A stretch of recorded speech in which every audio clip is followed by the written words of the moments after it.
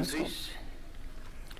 वर्ष के चुनौतीपूर्ण ग्लोबल और क्षेत्रीय वातावरण में एससीओ के प्रभावी नेतृत्व के लिए मैं प्रेसिडेंट मिडवेदेव को हृदय से बधाई देता हूं। आज जब पूरा विश्व महामारी के बाद आर्थिक रिकवरी की चुनौतियों का सामना कर रहा है, एससीओ की भूमिका बहुत महत्वपूर्ण है। एससीओ के सदस्य देश वैश्विक जीडीपी में लगभग 30% का योगदान देते हैं और विश्व की 40% जनसंख्या भी एससीओ देशों में निवास करती है। भारत एससीओ सदस्यों के बीच अधिक सहयोग और आपसी विश्वास का समर्थन करता है। महामारी और यूक्रेन के संकट से ग्लोबल सप्लाई चेन्स में कई बाधाएं उत्पन्न हुई, जिसके कारण पूरा विश्व अभूतपूर्व ऊर्जा एवं खाद्य संकट का सामना कर रहा है।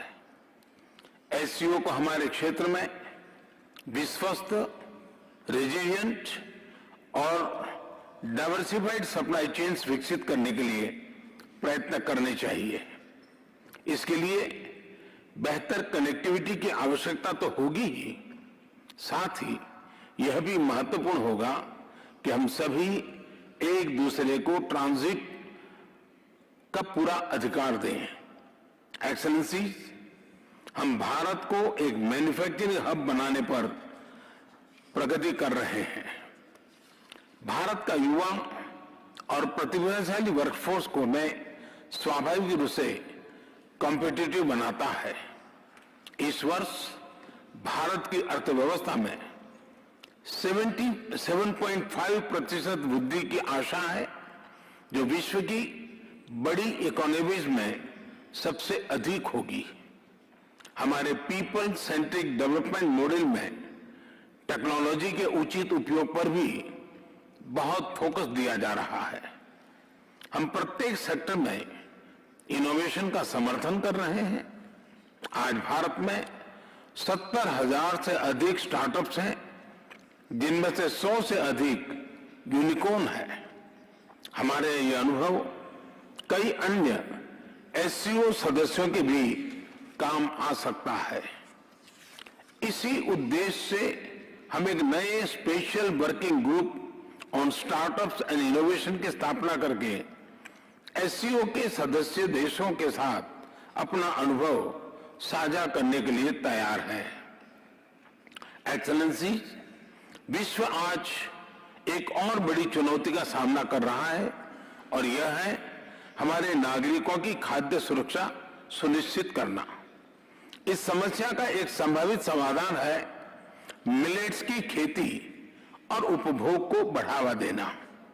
मिलेट्स एक ऐसा सुपरफूड है जो न सिर्फ एससीओ देशों में बल्कि विश्व के कई भागों में हजारों सालों से उगाया जा रहा है और खाद्य संकट से निपटने के लिए एक पारंपरिक, पोषक और कम लागत वाला विकल्प है।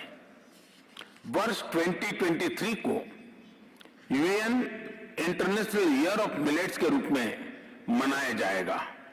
हमें एससीओ के अंतर्गत एक मिलेट फूड फेस्टिवल के आयोजन पर विचार करना चाहिए। भारत आज विश्व के मेडिकल एंड वेलनेस टूरिज्म के लिए सबसे किफायती डेस्टिनेशन में से एक है। अप्रैल 2022 में गुजरात में WHO global centre for traditional medicine का उद्घाटन किया गया। पारंपरिक चिकित्सा के लिए यह WHO का पहला और एकमात्र ग्लोबल सेंटर होगा। हमें एससीओ देशों के बीच ट्रेडिशनल मेडिसिन पर सहयोग बढ़ाना चाहिए। इसके लिए भारत एक नए SCO working group on traditional medicine पर पहल लेगा। अपनी बात समाप्त करने से पहले मैं प्रेसिडेंट मिडवेदेव को आज की बैठक के उत्कृष्ट संचालन और उनके गर्मजोशी से भरे आतिथ्य के लिए फिर से धन्यवाद अदा करता हूं। बहुत बहुत धन्यवाद।